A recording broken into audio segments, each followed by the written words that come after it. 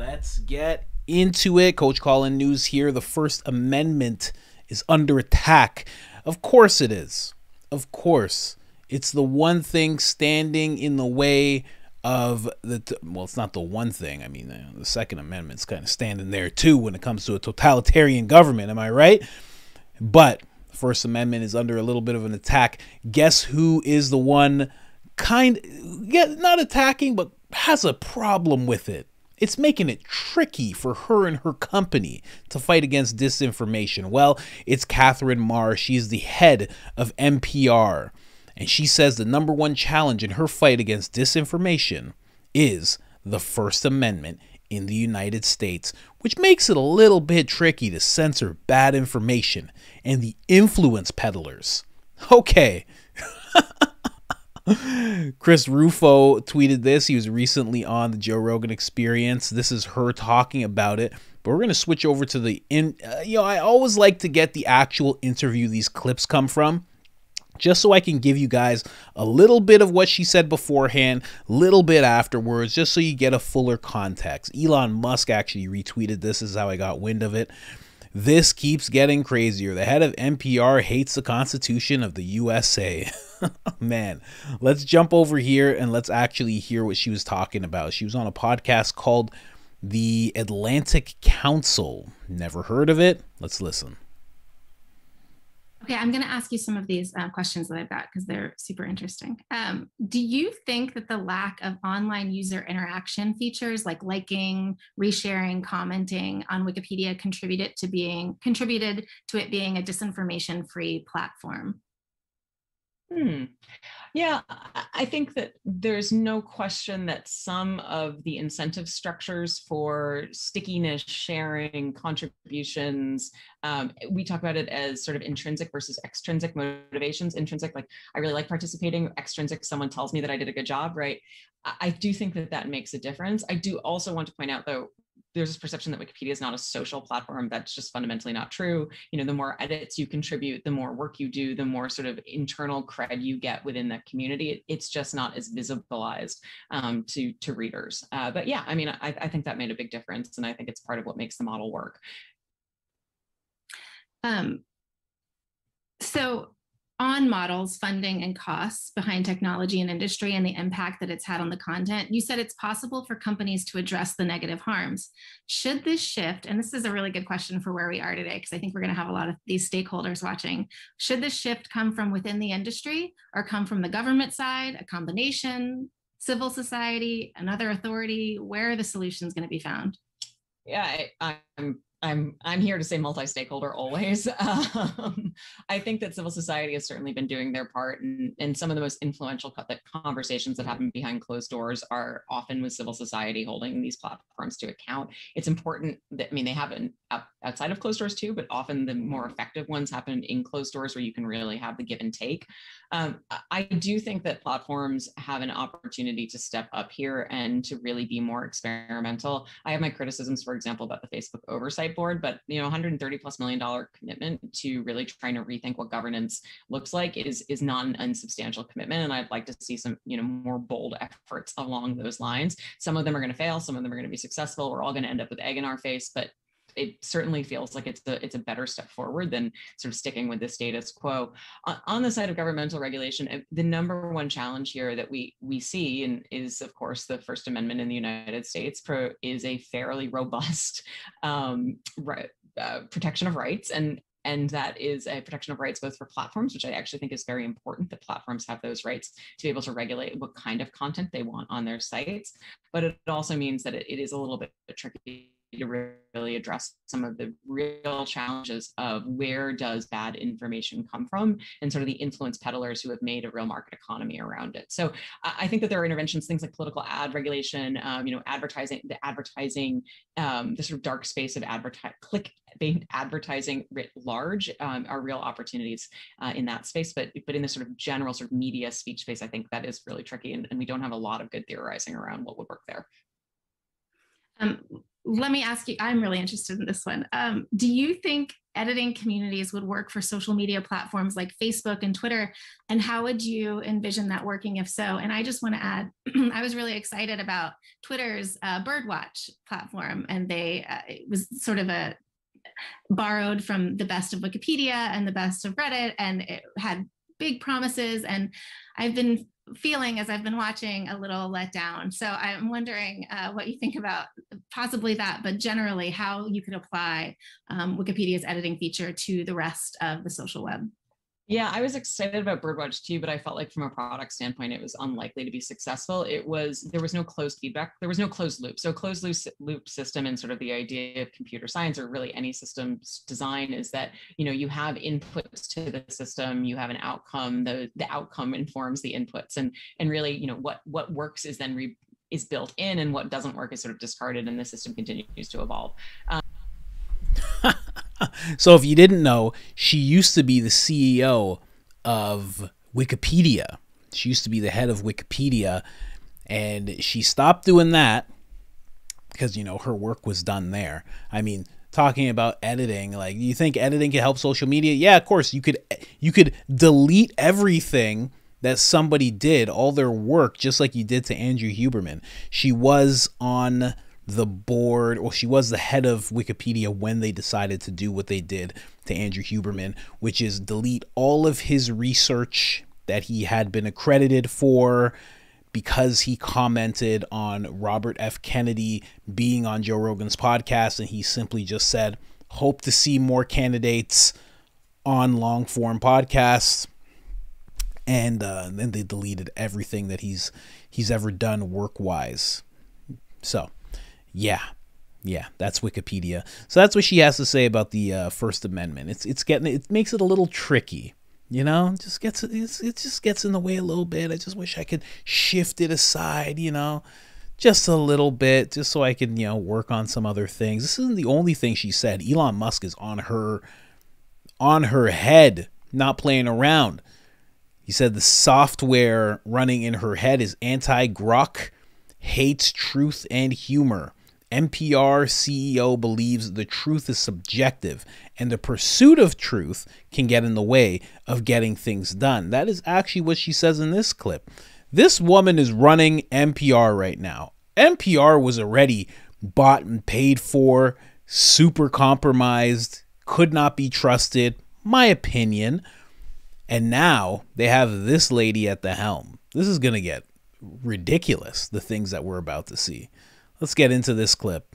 And then we're also going to have Jordan Peterson give his take on things.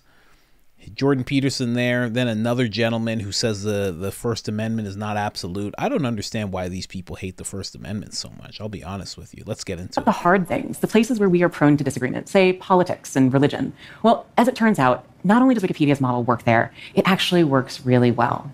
Because in our normal lives, these contentious conversations tend to erupt over disagreement about what the truth actually is. But the people who write these articles, they're not focused on the truth. They're focused on something else, which is the best of what we can know right now. And after 7 years of working with these brilliant folks, I've come to believe that they are onto something, that perhaps for our most tricky disagreements, seeking the truth and seeking to convince others of the truth might not be the right place to start. In fact, our reverence for the truth might be a distraction that's getting in the way of finding common ground and getting things done. Now, that is not to say that the truth doesn't exist, nor is it to say that the truth isn't important. Clearly, the search for the truth has led us to do great things, to learn great things. But I think if I were to really ask you to think about this, one of the things that we could all acknowledge is that part of the reason we have such glorious chronicles to the human experience in all forms of culture is because we acknowledge there are many different truths. And so in the spirit of that, I'm certain that the truth exists for you and probably for the person sitting next to you. But this may not be the same truth. This is because the truth of the matter is very often, for many people, what happens when we merge facts about the world with our beliefs about the world. So we all have different truths. They're based on things like where we come from, how we were raised, and how other people perceive us. Very interesting. Seeking truth is not the place to start. And it's getting in the way. It could be getting in the way of getting things done. Wow. Absolutely amazing. No wonder she gets to be the head of these type of companies. Because they're like, we like this.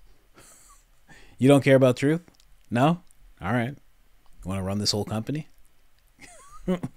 Listen, as long as you know what the bottom line is. Hey, you're right. Truth does get in the way. You know what I mean? Can we just get some advertisers? I mean, I'm trying to get some brought to you by Pfizer money out here. Forget about the truth, baby. Let's go. Put her in the, make her the CEO of this company. Let's go. Absolutely ridiculous. And she sounds very, as she's speaking, very Orwellian, you know? Like the truth is not the place to start. And, you know, it could be getting in the way of getting some things done because there are many different truths. It's like, hey, no, if there's many, that means one of them, maybe 2 or 3 are lies. Or just, you know, you gotta work this out. You gotta bump heads. You gotta talk. You gotta find the truth. Like, what are you talking about? That's the first thing that needs to happen. And she's like, fine, we can do that. But can we just get rid of the First Amendment? You gotta compromise here with me, okay? Let's just get rid of the First Amendment, and then we can worry about some truth, okay? Absolutely crazy. Her name is Catherine Marr. Once again, if you listen to NPR, just know that this is who is running the company. I wonder what's going to change in the next year or so as she's CEO. I wonder if there's going to be some big changes going on. Jordan Peterson was actually in front of Congress the other day. Somebody named Dan Goldman ended up saying this about the First Amendment. I don't understand what. Yeah, I do. I shouldn't say I don't understand. What I was going to say, why these people in power want to forego the truth and want to alter the First Amendment. It's like, oh yeah, I forgot. It's so you can have more power. So you can just have no one has the freedom to express. No one has freedom of speech. It's the perfect thing. That's exactly what Stalin wanted. And look how far he got. Like, come on, man. Let's just get into it. Dan Goldman saying something ridiculous here. American hostages sitting in Gaza right now under captivity of a terrorist organization. And we're supposed to equate the people sitting in jail who rioted and attacked this Capitol. We're supposed to equate them with these hostages. Mr. Chairman, you continually say that it used to be that both parties agreed with the First Amendment. It didn't used to be. It is. It remains the case. We all agree with the First Amendment. But the problem is that the First Amendment is not absolute. It does not protect any single thing anyone says. And there are limits, and that's important. And what this committee has been trying to do for the last year and a half is to chill the federal government from monitoring what is going on social media and otherwise out there so that misinformation and disinformation can run rampant in on Elon Musk's social platform and every other social platform so that the Republicans, can benefit from it in November's election. That is why this... Do you know how ridiculous? You know how crazy that sounds? He's saying that the First Amendment should not be absolute, and then he's pointing at Twitter saying there's people saying misinformation and disinformation, and he's kind of saying that the line should stop there because these Republicans are benefiting from it. I don't get it, man. And he's a congressman. Like, this is crazy. Dan Goldman saying that about the First Amendment. It's not absolute. Shouldn't you get fired right away if you say that? That's like if I was taking a driving test and they're like, there's a stop sign here, what do you do? And I'm like, I go 60 straight through. Yes, they'd be like, take off the seatbelt, get out of the car, We're going to switch seats. You can't, your test is done. And then I just hammer the gas and I go, oh, test start? No. You're out. You're out. No license. You get no license. Should be the same thing. You say something like that. And the reason I'm making that comparison, because that's just as dumb. You sound just as ridiculous as someone who thinks they get to just go 60 through a stop sign when you say that the First Amendment is not absolute. You sound ridiculous. And on top of that, listen, this is, you got to really take this in, okay? When you hear someone in the government say that they're trying to fight misinformation and disinformation, be certain that they are talking about fighting the truth. They have realized that their narrative cannot grab hold of whatever space it is that they're trying to get their little hands into. And they realize there's some truth going on in there and they want it silenced. You notice that they didn't used to say this about Twitter back when Twitter was owned by someone else? They used to say, oh, Twitter's fine. And then we find out there's a portal with the FBI and this and that. There's all this stuff going on and there's all sorts of government overreach and they're just requesting. They're like, this account, block it. This account, misinformation, this account. Now they can't do that anymore because it's under new ownership. And they're like, well, the First Amendment shouldn't even be absolute. It's like, man. Jordan Peterson actually says something very interesting towards freedom of speech. And I've heard this said before by Konstantin Kessin, I believe his name is. Gentleman from trigonometry. Listen to this. I don't think free speech is a right among other rights. I don't think there's any difference between free speech and thought. And it has to be free because if it's not free, it's not thought. So imagine mostly you have to think about hard things because why think? Otherwise, if everything's going all right, you don't have a problem. When you have a problem, you have to think. And if you have a problem, the thinking is going to be troublesome because you're going to think things that upset yourself and upset other people. It's part of the necessity. It's part of what will necessarily happen if you're thinking. I just want to repeat. Yeah. You said something that just stopped me. Sorry, because I Yep, actually stopped me so completely cold Yep. that I missed a little bit of what followed. I just want to repeat it. There is no difference between speech and thought. If you're going to have free thought, you must have free speech. Well, that's the argument. Yeah. Okay. Well, Okay, I'll unpack right? that first and then return to the other Please. one. Well, That is very true. Very, very true. That little clip there. Freedom of speech, freedom of thought. When you stop somebody's freedom of speech, you stop them from thinking certain things. And why do you see such a attack on freedom of speech as of late? And by as of late, I mean like over the last 10 years. Why do you see that? Because there are people who are trying to direct your thoughts. They're trying to direct and control your thoughts. And if they can stop you from thinking certain things, or if they can stop you from saying certain things, they will stop you from thinking certain things. And that is, man, because think about it. Think about it, right?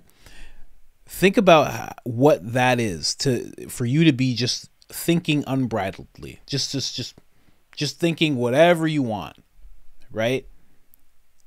It allows you to come up with ideas and notions and theories, and then you say them, and then somebody else hears them, and it spreads or it stops, and that person now debates you a little bit, and some of what you thought falls away. Some of what you thought really stands tall, and now you understand now you both understand just a little bit more. It's so essential for you to be able to say whatever you need to say, and obviously it can't get to the point where you're talking about killing people. I mean, listen, if you're in front of some dude and you end up saying something like that's human nature. You're in a fight or something, that's going to happen. But when you're calling for the death of people, I hear people screaming death to America as of recent, which is so Americans screaming death to America. It's so crazy. But I don't think that they should be arrested. You know, I hear people talking disparagingly about Muslims, about Jews, about Christians. I don't think they should be arrested. You know, but I definitely think that somebody else should be able to stand up and say some things to them. I don't know, man. You need to be able to think, and we need to point out these little blips where people are like, oh, the First Amendment is just a little tricky. Like, again, if you listen to NPR, you should be rethinking that. You have someone who thinks that the First Amendment is a little tricky because they're trying to fight disinformation. You got another guy saying it's not absolute because we really need to fight disinformation. Why?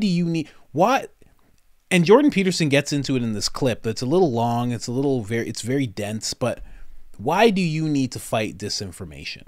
Why do you and I need someone to fight to keep disinformation away from us? Why can't we see the disinformation and use our mental muscles to figure that out and to remove it from our vision?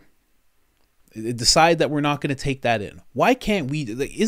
That would be much better for citizens than you just taking it all away all the time, right? It's almost like they want to nerf everything for us, make everything soft and, you know, everything we bounce off of, nothing hard, nothing harsh. And that what I just said, that's the best case scenario. What's really going on, if I really say what I think, which I will in the spirit of the video, if I really say what I think, it's that you're not after disinformation. I already said it. You're not after disinformation. You're not after misinformation. You're after the truth. And you want people to stop speaking the truth.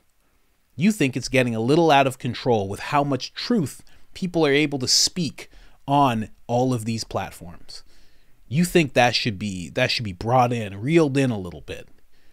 And you think whatever your narrative is, that's going to keep you in power, that's going to keep your administration, or you think whatever is going to keep you going the way things have gone, that you need to put that into the air. And people should be hearing that more. And people should be hearing that as the truth. And then on top of that, if you go to what the other woman was saying, that you shouldn't be searching for the truth. You know, we all know climate change is a problem. She actually says this in the speech. We all know climate change is a problem. And, you know, because we have all this information out there, there are some people who become doubtful. She's basically saying, oh, well, you know, we have to fix climate change, but because of all this truth that's around, all this information, it's getting hard to get things done. Maybe I don't want to tackle that issue with you. Maybe I have access to enough information that I don't want to do that with you. I don't want to stop people from driving and eating meat and doing all these things. Maybe I don't feel like doing that. That's my freedom, right? This is very interesting. Very interesting. NPR. I already knew it was state-funded stuff. You know, they get about, I think, Canada's CBC gets about $600 million, almost $1 billion. I think NPR, they said that they don't receive all their funding from the government, but it's a percentage. I don't know. It was in the millions last I checked. So anyways, guys, just wanted to say all of that and show you those clips. Again, Catherine Marr, Dan Goldman hate the First Amendment. Leave the country. I'm not kicking you out. I'm just saying, maybe you should go. There's other places that don't have the First Amendment. Every other place doesn't have the First Amendment. See how it's going in all those places. Anyways, guys, like, subscribe, share. I'm out.